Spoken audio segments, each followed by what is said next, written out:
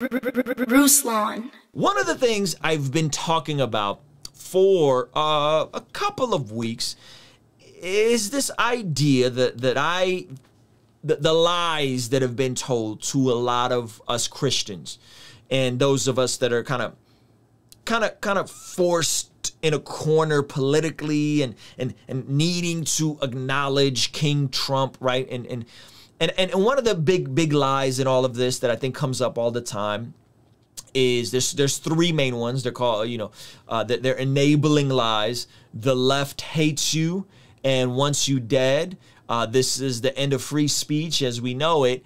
And Joe Biden is a radical leftist, and this is the end of democracy and capitalism because Joe Biden is president. Those of us that have those folks that have actually came to the reality that Joe Biden is president or the president-elect, right? So with that, there's these different lies, I think, that are packaged to fuel this culture war, to fuel this WWE-esque behavior where it's real, but it's fake, but it's kind of real, and some people know, then some people are playing along, and if you examine it, there's a lot of inconsistencies, and here's one of them. This notion, and you heard it from Donald Trump over and over and over again, Joe Biden and the radical left. Joe Biden is a radical leftist, and Joe Biden had to stop a debate and say, I am not a radical leftist. I don't like the radical left. The radical left doesn't like me. That's why I'm here, because I ran against the radical left. And people are like, no, he's a radical leftist, right? So I'm going to give you guys proof. I'm going to give you guys proof that shows you that the radical left, or I don't even think it's the radical left. This is like the progressives. Radical left is like really out there, right? These are just progressives. Progressives that don't like Joe Biden, right? Progressives that Joe Biden. I got proof. I came with proof. All right? I watch The Hill. I like The Hill. There's a conservative and there's a progressive on The Hill every day. I think they do really really good news. Check this clip out. This clip was hilarious. This is Briahna Joy Gray, bless her heart. And what? Listen to this for a second. Listen to this for a second. Yeah. I think that voters should be really clear about the fact that Joe Biden could unilaterally cancel all federal student debt if he wanted to right now. But what is happening is that he's holding out $10,000 of cancellation for people earning under $125,000 a year, as though it's this enormous progressive boon.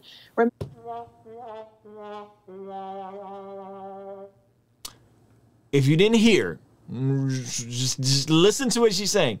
Joe Biden can unilaterally cancel all student loan. Why? Because student loan is federally insured. Most student loans are federally insured. This is the biggest scam, in my opinion, in America. I think this is one of the biggest ways that people are being oppressed in America, because an 18-year-old can get a $100,000 loan to go get a degree in theater without any direct plans to make that money back, but they can't get a grant or a loan to go start a business. And I don't like debt in general.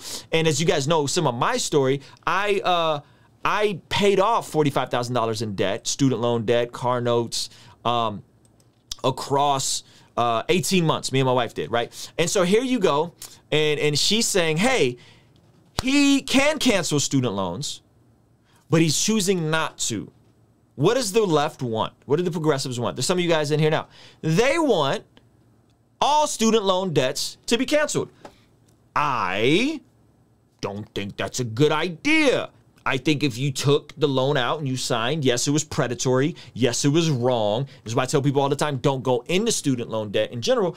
But I think there's some grit there about learning how to manage your money, learning how to develop side incomes, learning how to get on a budget, right? And pay off your own debt and take ownership for your responsibility. These, friends, are, yes, very conservative viewpoints that I hold, simply because I walked through the process of paying off $45,000 of debt, and it was one of the best and liberating things I've done for me, for myself, for my family, for my marriage. So they're pushing back and they're saying, hey, and by the way, I think this is a trap. I think the student loan thing is a complete scam. I think it's trash. I don't know if the solution is for us to print more money and wipe out everybody's student loan just because, right? I don't think that's helpful. I think it gives people an easy way out. Now listen to what she goes on to say. Again, bless her heart. Bernie Sanders' plan, which was enormously popular, was to cancel all student debt. And even Elizabeth Warren's plan was to cancel $50,000 of student debt, something she's still pushing for along with Chuck Schumer. So why is it that Joe Biden would draw this line in the sand? Well, he was asked fairly recently, why not cancel all student debt? And he seemed to think that he didn't even have the authority to do so. Oh, you mean because he doesn't want to flex his executive power? Oh, you mean because he's a constitutionalist? Oh, you see what I'm saying? Right? Like, again, proof that this ain't even the radical left. These are just progressives that don't like this man. It's just progressives that don't like this man. Pull up quotes on AOC on what she thinks about Joe Biden, right? This is like, come on. Patently untrue. The reality is the overwhelming amount of student debt, I think over 80% of student debt, is held by people who make less than $127,000 a year, right? Did you guys catch that? The majority of, so y'all going out taking six figures out in debt, and you're not even making more than $120,000 a year. Okay, that's 10 grand a month. Just think about that for a second. We're not talking about affluent owners, debt holders rather. Look, Joe Biden said that he wasn't going to raise taxes on anyone making less than $400,000 a year, right? That's the cutoff for what is perceived to be kind of a middle-class person whose status needs to be protected. But we're talking about student debt suddenly it's $125,000 a year. She's really passionate about this. People who hold the really extraordinary amounts of debt. You know, the average American holds $30,000 worth of debt. The average American holds $30,000 worth of debt. Women hold more than any other group. Women hold 2/3 of debt, right? But when you're talking about who has the really colossal six-figure debt, often people say, well, those are doctors and lawyers, it doesn't really matter. Well, part of the reason is that doctors and dentists in particular frequently graduate with something like $400,000 worth of debt. I'll let her keep talking. Have $400,000 worth of debt, even if you're making a good salary at a 7 or 8% interest rate, like many of us have. What that means is that your debt can grow colossally, and you are going to choose the financial incentive and go to the big city and make as much money as you can instead of serving your community. Now, I think that is trash. I think federally insured student loans with these wild interest rates are...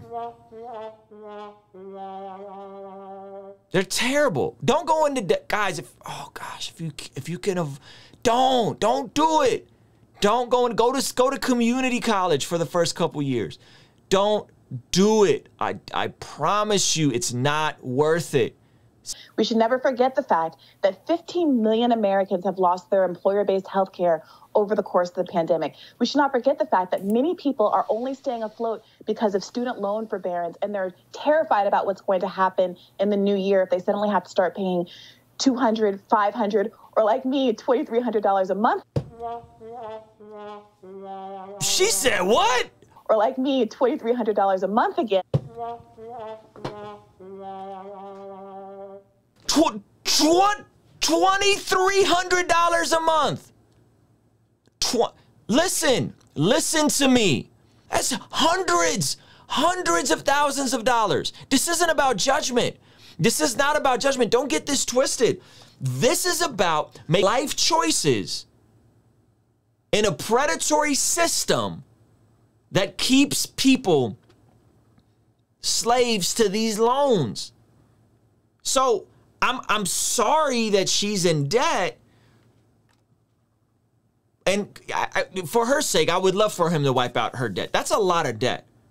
I do feel bad for her, if I'm honest. But guys, $2,300 a month, yo, that's a mortgage in most places of the country. That's a mortgage in most places in the country. What did she get her degree in? Like, come on. And so again, you go get a degree in journalism, or I don't know what her degree is in journalism. Then she gets a double doctorate or whatever. I don't know, master's in something, right? And there's no clear path to make a direct, strong income for something like that. She would have been better off starting a YouTube page and getting her podcast popping and becoming an author.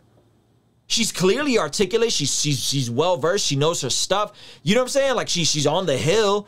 She would have been way better off doing that and saving all that money, right? And so again, guys, this isn't judgment against her. I think it's a foolish decision for anybody to take out that much debt for any reason outside of a mortgage, right? Outside of a mortgage. Because at least you have an asset that appreciates in value. Your education doesn't appreciate in value because the market changes, right? And so many of us are still stuck in this mentality that I'm just going to follow the path. They tell me, oh, I got to go to college and I'm going to be a good little, you know, person to get my little degree and da-da-da-da-da. And then you graduate and you got 6 figures. You got 6 figures in debt with a degree that's only going to make you $50,000, $60,000, $70,000 a year. Take this as a cautionary tale, right? Take this as a cautionary tale, 1. 2, stop with this nonsense that the left all love radical Biden because they don't. She's pissed off about this, right? She's upset. Some of you guys are upset about this. Some of you guys have a ton of student loans and you think that that's, you know, it's the government's fault. It's not the government's fault. Did they take advantage of you in a way, or did they have dumb policy to let kids go into 6 figures of debt before their brains was fully developed? Sure, but it's not their fault, right? And so this notion that people can do whatever they want to, and then the government just magically wipes it away because they're a good, benevolent government who is so grateful, right? So grateful to the government, to whoever, King Bernie, King Trump, King Biden. This is nonsense. This is nonsense. And this is why it's nonsense. When I graduated, I was a newlywed. Me and my wife I was 23, my wife was 21. We had $45,000 of debt. I made every dumb decision. I do not come from wealth, right? Single parent home, like the whole gamut. And my wife does not come from wealth, single parent, not even, my wife was a foster child, right? And so we're coming from nothing, like the bottom of the bottom. And we were able to go to college. I went into debt in college. I took out student loans, car payments. I co-signed on stuff. And I woke up and I was 23, 24 years old with $45,000 of debt and no real sustainable income, working trash jobs. Or at the time, you know, they were good jobs for me, but in hindsight, I wasn't making trash pay. Good jobs, trash pay, I'll say it that way. And within a matter of 18 months, I've said this before, within a matter of 18 months, we paid off $45,000 in debt. We're not rich. We weren't rich then. We didn't have crazy jobs making $50K each a year. We were making like $20K a year. But what it did is it forced me to become more creative. It forced me to problem solve my way out of the mess that I created from me. Right? It made me not rely. No one was coming to rescue me. We had to figure this out, us and God, and that was all we had. Right? And I promise you that desire to figure it out is the single most important variable that positioned me to be a full-time entrepreneur. It'll be 6 years in this June. Full-time entrepreneur. My wife doesn't work a job now. She stays at home with our kids. She homeschools my son, right? I got a ton of flexibility in my schedule. I could work as many hours or as few hours as I want, right? And there's passive income coming in. By passive income, I mean income from the music I put out, right? It forced me to get creative. And if I could go back, you know what the most valuable part of college was? It wasn't the degree. It was the relationships I formed with other creatives that helped me shoot music videos early on, that helped me understand the technology and the stuff that I'm doing now with cameras and DSLRs. It was the relationships that I built actually in junior college that positioned me to do this stuff that I'm doing. And by the time I got to Cal State, I was, you know, they were like, yo, the professors were asking me for tips on how to use Pro Tools because I went to a good junior college. So the relationships is the important part. But again, goodness gracious, now with social media, all these different things. So young people, don't go into debt. Don't go into debt. Don't go into debt. If you're older and you have kids that are teens, do not co-sign their debt. Do not encourage them to take out student loans, right? Do not encourage them to take out your student loans.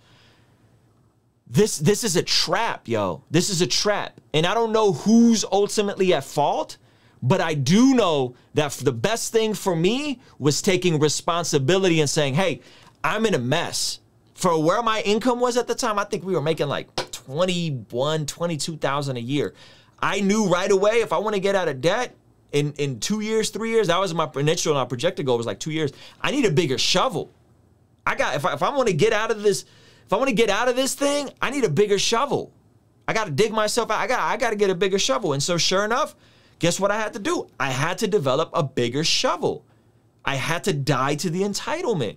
I had to die that anybody was going to rescue me or that I was going to go work in some public sector for 10 years and then they'll maybe wipe away my student loans. No, I had to figure it out, and it was the best thing that I did. And once I figured it out, it was a domino effect that radically impacted everything else in my life. My marriage, the way I took care of my body, the way I built my business, my work ethic. So then hear me loud and clear. If you're struggling with money, hear me loud and clear. This would be the best financial advice from an income standpoint you'll ever get. And it's not my idea, okay? It's from Naval. But you want to find something where you get paid for your results and not the hours that you put in. Hear me loud and clear. You want to find a stream of income where you get paid for your results and not for the hours that you put in. Okay? A real estate agent gets paid for his results, right? Not the hours they put in. It could take them 30 hours to sell a house. It could take them 50 hours to sell a house. It could take them 2 hours to sell a house, right? Somebody that's flipping baseball cards, flipping, I don't know, Pokemon cards, flipping stuff on eBay. It's the results that you're generating, not the hours you put in. Okay? No, I did not live with my parents when I paid off that $45,000 in debt. We lived with my mom for the first 8 months, and it was awful. And then once we finally got on the plan, we had already moved out. We were making approximately $2,000 a month, and our rent was $1,200 a month. Yeah, do the math on that. You're talking about beans and rice, rice and beans. You know what I'm saying? So no, when we started the plan, we lived with my mom like the first 6 months, 7 months of our marriage. 2009, we got married 2008, 2009, we moved out. 2010, in the middle of 2010 is when we started the program. We were debt-free by 2012. That was the timeline. So 18 months, like literally right in the beginning of, right in the middle of 2010. And I got sued in the middle of that. It was wild. So, because again, you walk around with these fallacies. We walk around these fallacies. We walk around believing these things, right? And I say this all the time.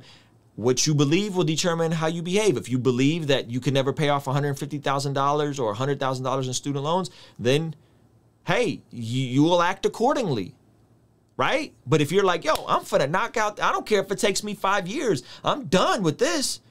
$2,300 a month? Hell no, right? If you approach it with that mentality, then you say, okay, well, how do I gotta make more money? Okay. Oh, okay, I gotta figure out ways to get paid, right, for results and not for hours. How do I figure that out, right? You see what I'm saying? And so I think so much of this is your mentality. This is applicable to anything. This is applicable, right? So if you believe that, I know I'm cutting deep for some of you guys, but if you believe that, well, this is just who I am. I guess I'm just gonna always be addicted. Well, then you act accordingly. I guess this is who I am. I'm just always going to be out of shape. I'm always going to have this gut. Right? Yeah. You'll act accordingly. That's just the truth. So if you believe that you'll never pay off your debt, you believe you can never pay off your student loans, you'll act accordingly. But if you're like, nah, right? Nah, I could figure this out. I could figure this out. Like if I search this young lady's name, I'm curious if she has a YouTube channel. She would be a fire YouTuber for the progressive side of things. Right? I search her name, Briahna John Gray, right? And all I see, check this out. This is what I mean. This is that mentality. I search her name and all I see is her on other people's channels. Interesting. Interesting. I don't see her channel. Where's her channel? She's on Vice. She's on all these channels. Why does she not have her own? Do you know, guys, do you know that there's YouTubers? I know we're thinking, and I don't make near this, but meet Kevin, the YouTuber, meet Kevin. In the pandemic, he grew from 100,000 subscribers to 800,000 subscribers. In May alone, in AdSense alone, Meet Kevin made $250,000. $250,000. Briahna John Gray was Bernie's campaign manager. She need to pay her more. She'd do great on YouTube. As Bernie's campaign manager? Again, go look up Meet Kevin's AdSense for the month of May. He did a whole video about it. Listen, y'all might think I'm crazy. Y'all might think I'm crazy. I feel like everybody should have a YouTube page. Everybody. Everybody should have a YouTube page. Even if it's just sitting there and you kind of dabble with it. Because if another thing, you know, if another downturn comes and you need to turn the gas up because you're done with your boss and you start seeing that AdSense trickle in and you strike and a video goes viral and all of a sudden you go from a couple dollars to a couple $100 to, whoa, $500 and you could press the gas on that thing. I feel like everybody should have a YouTube page. I'm telling everybody who has something to say, let me rephrase that, right? Everybody who has something to say, right? There's 3 billion people on YouTube. 3 billion people. 1 billion is 1,000 million. Okay?